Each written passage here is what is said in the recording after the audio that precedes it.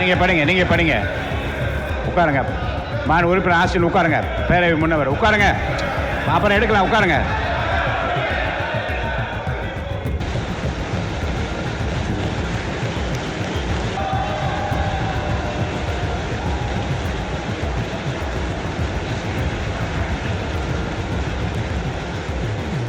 உங்கள் சத்யாவில் இப்பொழுது ஆடி அதிரடி தள்ளுபடி.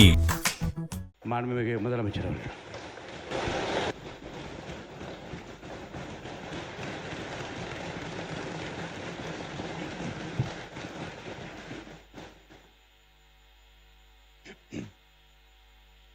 மாண்புமிகு பேரவைத் தலைவர் அவர்களே, உலகில் தான் உற்பத்தி செய்யும் பாலை தனது சந்ததிகளுக்கு மட்டுமின்றி மனிதர்கள் உள்ளிட்ட பிற ஜீவராசிகளுக்கும் வழங்கி உயிரை காக்கும் பசுவை தெய்வமாக போற்றி வளர்த்து வருவது நமது பாரம்பரியத்தின் சிறப்பு.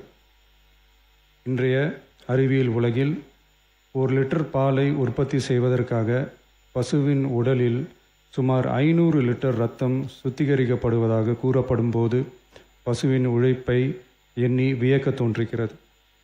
தமிழ்நாட்டில் 8800 பால் கூட்டுறவு சங்கங்களில் உள்ள 3,16,000 பால் உற்பத்தியாளர்களிடமிருந்து தினசரி 34 லட்சம் லிட்டர் பால் கொள்முதல் செய்யப்பட்டு ஆவின் நிறுவனத்தின் மூலம் நாள் ஒன்றுக்கு 31 லட்சம் லிட்டர் பால் நுகர்வோருக்கு விற்பனை செய்யப்பட்டு வருகிறது. தற்போது 4.3% கொழுப்புச்சத்து மற்றும் 8.2% இதர சத்துகள் அடங்கிய 1 லிட்டர் பாலுக்கு கொள்முதல் விலையாக 35 ரூபாயும் மாநில ஊக்கத்தொகையாக 1 லிட்டர் பாலுக்கு 3 ரூபாயும் ஆக மொத்தம் 1 லிட்டருக்கு கொள்முதல் விலை 38 ரூபாய் 5/11/2022 முதல் வழங்கப்பட்டு வருகிறது. அதிகாலை 3 மணிக்கே எழுந்து மாடுகளை சுத்தம் செய்து பால் உற்பத்தி செய்யும் உற்பத்தியாளர்களின் உழைப்பையும் தீவனம் மற்றும் வேலையாட்களின் கூலி உள்ளிட்ட அதிகரித்து வரும் செலவுகளையும் கடந்த கால அரசு போதிய அளவில் கருத்தில் கொள்ளவில்லை. உற்பத்தியாளர்களுக்கு கொள்முதல் விலையை உயர்த்த வேண்டும் என்ற எண்ணம் கொஞ்சம் கூட இல்லாமல் இருந்துள்ளது. கடந்த காலத்தில் கொள்முதல் விலை உரிய அளவில் உயர்த்தப்படாத நிலையில் நம் அரசு சந்தித்து வரும் அதிகப்படியான நிதி நெருக்கடியிலும் பால் உற்பத்தியாளர்களின் நலனையும் வாழ்வாதாரத்தையும் கருத்தில் கொண்டு அவர்களின் உன்னதமான உழைப்பிற்கு உரிய மதிப்பை வழங்கும் வகையில் கொள்முதல் விலையை உயர்த்துவது நமது அரசின் கடமையாகும்.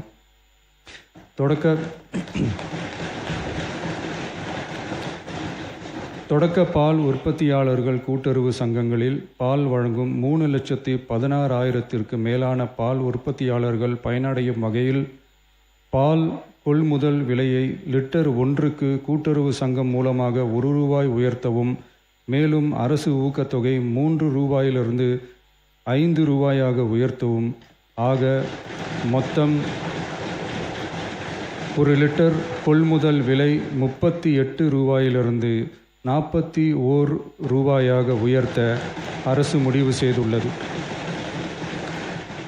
இந்த கொள்முதல் விலை உயர்வால் கூடுதலாக ஒரு மாதத்திற்கு ரூபாய் 30 கோடியும் ஒரு ஆண்டிற்கு 360 கோடியும் செலவாகும்.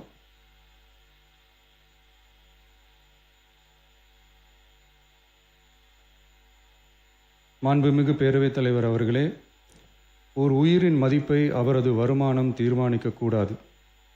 வசதி படைத்தவர், வசதி குறைவானவர் என்ற நிலை மருத்துவத்துறையில் இருக்கக்கூடாது. அனைவருக்கும் சமமான மருத்துவ சேவை எளிதாக கிடைக்க வேண்டும் என்பதில் நமது அரசு உறுதியாக உள்ளது. மருத்துவம் என்பது சலுகை அல்ல, ஒவ்வொரு மனிதனின் அடிப்படை உரிமை. ஒரு மனிதனின் உயிரை காப்பாற்றுவதில் தாமதமாகும் ஒவ்வொரு நொடியும் மிக கொடியது. மருத்துவத்தை தேடி வரும் மக்களின் பாதையில் இருக்கும் தடைகளான வறுமை, தொலைவு, மருத்துவர் பற்றாக்குறை, மருந்துகளின் விலை, மருத்துவ விழிப்புணர்வு இல்லாமை, காத்திருப்பு, அவசர கால வசதியின்மை போன்றவற்றை படிப்படியாக அகற்றி ஏழை, பணக்காரர், கிராமம், நகரம் என்ற பாகுபாடின்றி ஒவ்வொருவருக்கும் தரமான மற்றும் எளிதான மருத்துவ சேவை கிடைக்க செய்வதை முதன்மையான நோக்கமாக கொண்டு செயல்பட்டு வருகிறது நமது அரசு. மாண்புமிகு பேரவைத் தலைவர் அவர்களே, மருத்துவம் மற்றும் மக்கள் நல்வாழ்வு துறையில் சில அறிவிப்புகளை சட்டப்பேரவை விதி 110 கீழ் இன்று வெளியிட விரும்புகிறேன். வடசென்னை மக்களுக்கு உயர்தர மருத்துவ சேவை எளிதில் கிடைக்கும் வகையில் பெரம்பூரில் ரூபாய் 300 கோடி மதிப்பீட்டில் 400 படுக்கைகள் கொண்ட உலக தரத்திலான பன்னோக்கு உயர் சிறப்பு மருத்துவமனை அமைக்கப்படும். முதலமைச்சரின் விரிவான மருத்துவ காப்பீட்டு திட்டத்தின் இலவச மருத்துவ சிகிச்சைக்கான மருத்துவ காப்பீட்டுத் தொகை ஆண்டொன்றுக்கு தற்போதுள்ள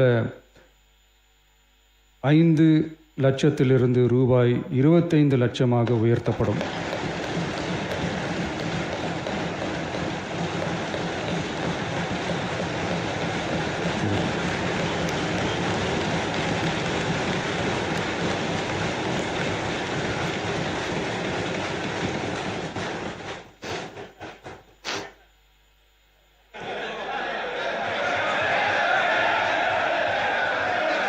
நீங்கள் படிங்க. உட்காருங்க. மாநில உறுப்பினர் ஆசிரியர் உட்காருங்க. பேரவை முன்னவர் உட்காருங்க. அப்புறம் எடுக்கலாம். உட்காருங்க.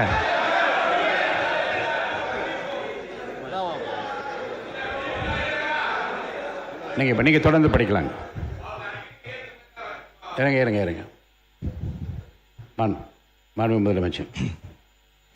திருநங்கையர்களுக்கான மருத்துவ மற்றும் அறுவை சிகிச்சை சேவைகள் கூடுதலாக சென்னை, ஸ்டான்லி, திருநெல்வேலி, தூத்துக்குடி, செங்கல்பட்டு, திருவாரூர், தருமபுரி மற்றும் கன்னியாகுமரி ஆகிய 7 அரசு மருத்துவக் கல்லூரி மருத்துவமனைகளில் முதலமைச்சரின் விரிவான மருத்துவ காப்பீட்டு திட்டத்தின் கீழ் வழங்கப்படும்.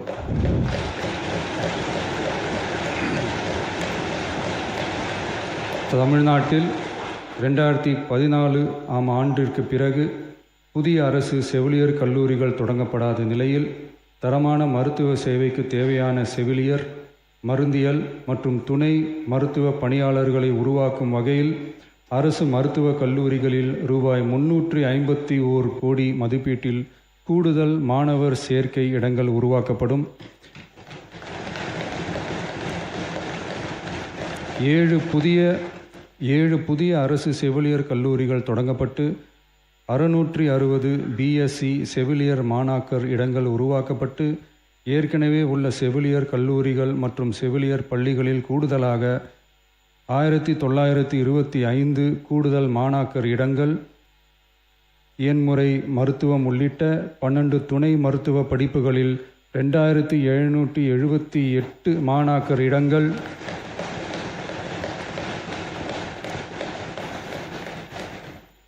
மருந்தியல் படிப்புகளில் 735 கூடுதல் இடங்கள் என மொத்தம் சுமார் 6998 கூடுதல் மாணாக்கர் இடங்கள் உருவாக்கப்படும். தமிழ்நாட்டில் அதிகரித்து வரும் புற்றுநோய்களை தடுக்கவும் தரமான சிகிச்சை வழங்கவும் முதலமைச்சரின் புற்றுநோய் பராமரிப்பு இயக்கம் chief ministers cancer care mission 677 கோடியே 44 லட்சம் ரூபாய் மதிப்பீட்டில் மேம்படுத்தப்படும்.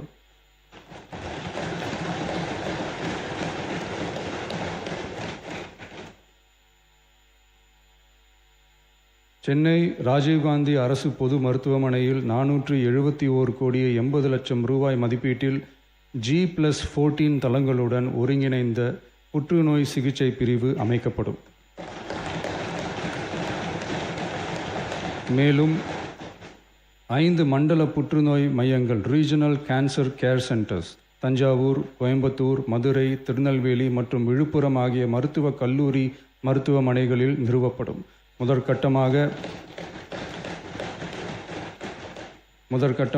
மதுரை ராஜாஜி மருத்துவமனையில் ரூபாய் 84 கோடியில் G+8 தளங்களுடன் மண்டல புற்றுநோய் மையம் தொடங்கப்படும். ரோபாட்டிக் அறுவை சிகிச்சை லீனியர் ஆக்சிலரேட்டர் லீனாக், கதிர்வீச்சு, நவீன கருவிகள், இலக்கு மற்றும் நோய் எதிர்ப்பு சிகிச்சைகளுக்காக அரசு மருத்துவக் கல்லூரி மருத்துவமனைகளுக்கு 106 கோடியே 17 லட்சம் ரூபாய் வழங்கப்படும். மருத்துவர்களுக்கு பயிற்சியும் நோயாளிகளுக்கு ஊட்டச்சத்து ஆதரவும் 2 கோடியே 77 லட்சம் ரூபாய் அளிக்கப்படும். மேலும் தருமபுரி, விழுப்புரம், திருவண்ணாமலை, பெரம்பலூர் மற்றும் அரியலூர் ஆகிய மாவட்டங்களில் 1.22 லட்சம் பெண்களுக்கு 8,70,00,000 ரூபாய் மதிப்பீட்டில் HPV DNA பரிசோதனை மேற்கொள்ளப்படும். மொத்தம் 673,44,00,000 ரூபாய் மதிப்பீட்டில் புற்றுநோய் தாக்கத்திலிருந்து மக்களை காக்கும் வகையில் பல்வேறு பணிகள் மேற்கொள்ளப்படும்.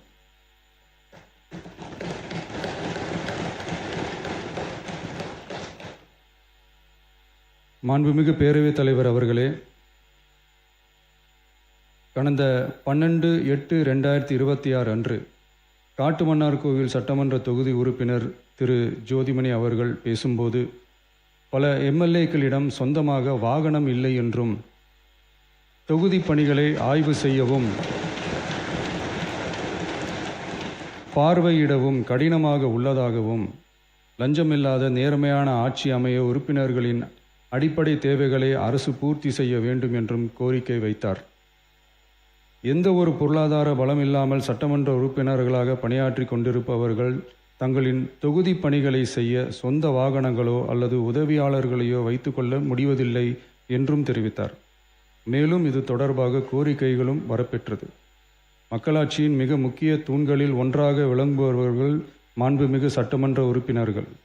தமிழ்நாடு சட்டமன்ற வரலாற்றில் எளிய பின்னணியில்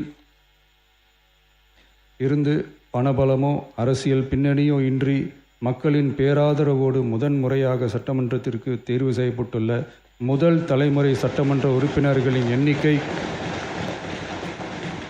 குறிப்பிடத்தக்க அளவில் உயர்ந்துள்ளது. 29/3/2026 அன்று நடைபெற்ற தமிழக வெற்றிக் கழக வேட்பாளர் அறிமுக கூட்டத்தில் நேர்மையாகவும் வெளிப்படைத்தன்மையுடனும் மக்கள் பணி செய்து ஊழலற்ற லஞ்ச லாவண்யமற்ற நிர்வாகத்தை மேற்கொள்வது என அனைத்து வேட்பாளர்களும் எடுத்துக்கொண்ட உறுதிமொழிக்கு ஏற்ப அதே பாதையில் தேர்ந்தெடுக்கப்பட்ட சட்டமன்ற உறுப்பினர்களும் செயல்பட்டு வருகின்றனர். மக்களுக்கான நிர்வாகம் நேர்மையின் பாதையில் என்ற அடிப்படையில் லஞ்ச லாவண்யமற்ற நேர்மையான மற்றும் வெளிப்படையான நிர்வாகத்தை அடித்தட்டு மக்கள் வரை கொண்டு சேர்க்கும் நோக்கில் தமிழக வெற்றிக் கழக அரசு செயல்பட்டு வருகிறது. தங்களது தொகுதி மக்களின் குறைகளை கேட்டறியவும் அரசு திட்டங்கள் மக்களை சென்றடைவதை கண்காணிக்கவும் தங்களின் தொகுதி முழுவதும் தொடர் பயணங்களை சட்டமன்ற உறுப்பினர்கள் மேற்கொள்ள வேண்டியுள்ளது. பொருளாதார பலம் இல்லாமல் சட்டமன்ற உறுப்பினர்களாக பணியாற்றும் மற்றும் முதலாக சட்டமன்ற உறுப்பினர்களாக தேர்வு செய்யப்பட்ட உறுப்பினர்கள் தங்களது மக்கள் பணியை தோய்வின்றி தொடர்வதற்கும் அவர்கள் தங்களின் தொகுதி பணிகளை திறம்பட மேற்கொள்வதற்கு வசதியாக அனைத்து சட்டமன்ற உறுப்பினர்களுக்கும் அரசு சார்பில் வாகனம் வழங்கப்படும் என்பதை மகிழ்ச்சியோடு தெரிவித்துக் கொள்கிறேன்.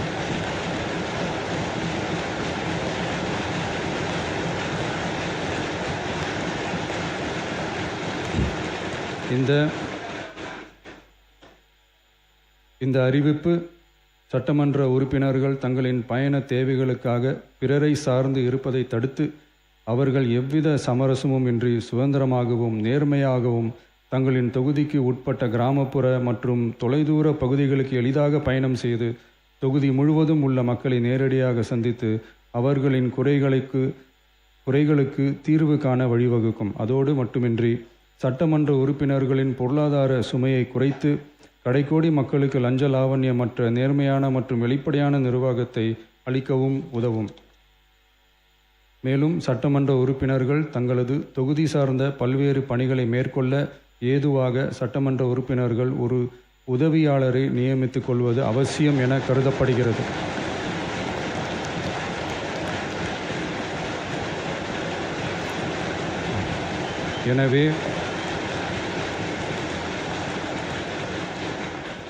எனவே சட்டமன்ற உறுப்பினர்களுக்கு அரசு வாங்கி வழங்கும் வாகனத்தை பராமரிக்கும் விதமாக வாகனத்திற்கு ஓட்டுநர், எரிபொருள், வாகன பராமரிப்பு உள்ளிட்ட செலவினங்களுக்காக மாதந்தோறும் ரூபாய் 75,000 வாகனப்படியாகவும்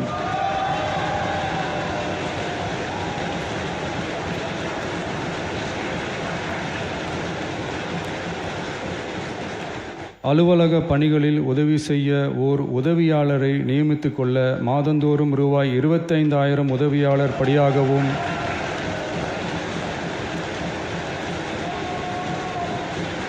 வழங்கப்படும். இதற்காக உரிய சட்டத்தில் திருத்தங்கள் மேற்கொண்டு ஆணைகள் வெளியிடப்படும் என்பதையும் தெரிவித்துக் கொள்கிறேன். நன்றி. மாண்புமிகு உறுப்பினர் ஜோதிமணி அவர்கள்.